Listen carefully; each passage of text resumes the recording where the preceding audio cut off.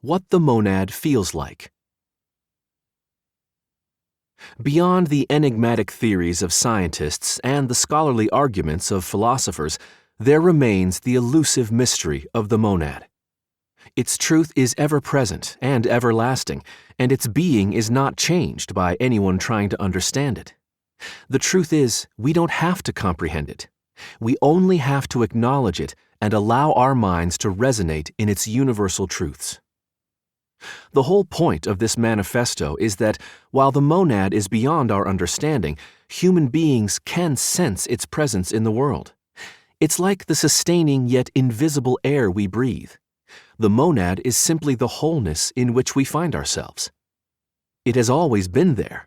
We are a part of it, and it's part of us. The monadic field of awareness is the existential stage on which we live our lives, both physically and mentally. The shining awareness we share with it is our own being. In fact, the unitary state of consciousness is the natural state of consciousness. The daily confusion and struggle, the diminished awareness we call normal, is the aberration. While the monadic splendor of the cosmos seems far removed from everyday human existence, each of us is its dynamic reflection, a perfect hologram of the greater monad, and our little inner world can be a portal to that greater reality. The personal monad.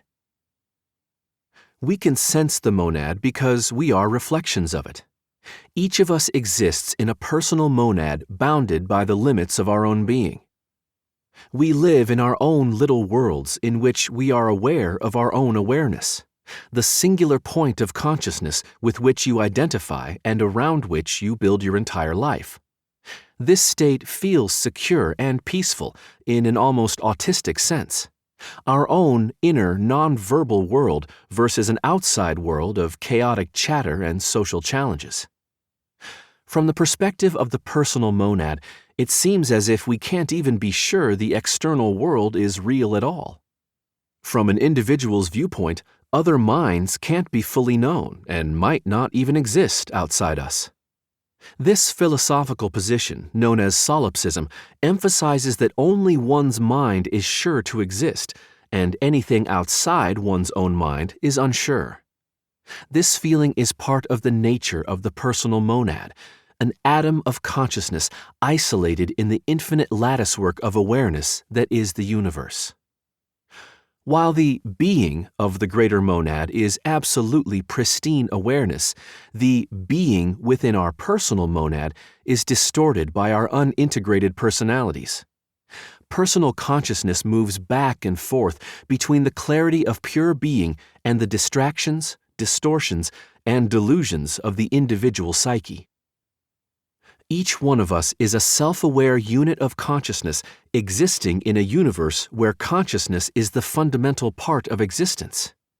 This field of monadic consciousness exists without structure or memory, but condenses into a temporary structure in the personal monad, which then experiences its own history and expresses its own personality.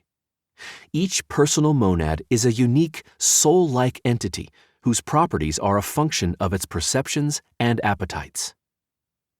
We can know the greater monad intimately, wordlessly within ourselves, because our minds reflect its essence. The more we feel and explore our own consciousness, the closer we come to experiencing the monad reality directly. There is the monad in man, the divine spark within each of us, which is verily a fragment of God, an atom of the deity, declared Theosophist C.W. Leadbeater. For each monad is literally a part of the Godhead, apparently temporarily separated from it while it is enclosed in the veils of matter, though in truth never for one moment really separated. This concept is beautifully elaborated in the Buddhist metaphor of Indra's net. The realm of the first god Indra is a vast net that stretches infinitely in all directions. In each knot, where the lines of the net cross, is a single, perfect, shining jewel. Each jewel reflects the light of every other jewel, and the reflected images carry the image of all the other jewels. In other words, whatever affects one jewel, or monad, affects them all, in a holographic symphony of consciousness.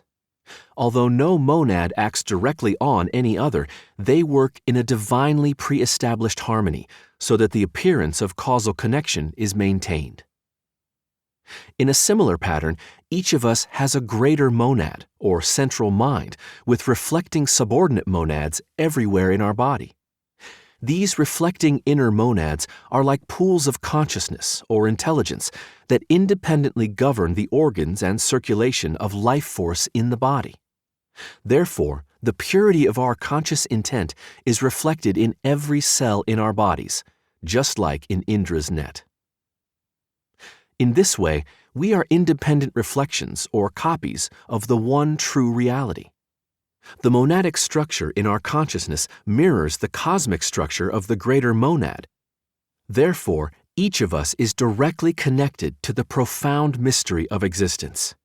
We are eternal and indestructible in the sense that we are dynamic reflections of something outside time and space. The cosmic forces of consciousness and being itself come together in the personal monad, and it's within our own being that we sense the greater reality beyond words. Most of us never think of the nature of our own being. Plato taught that being originates beyond the physical world and is patterned in abstract forms that transcend time and space. It is only in your individually true, pure state of being that you can find the monadic source of all being. There are ways of tuning your mind to open to your own being, but it cannot automatically be found at the knee of any guru or in the community of any church. Nor can it be written in any book or held by any organization.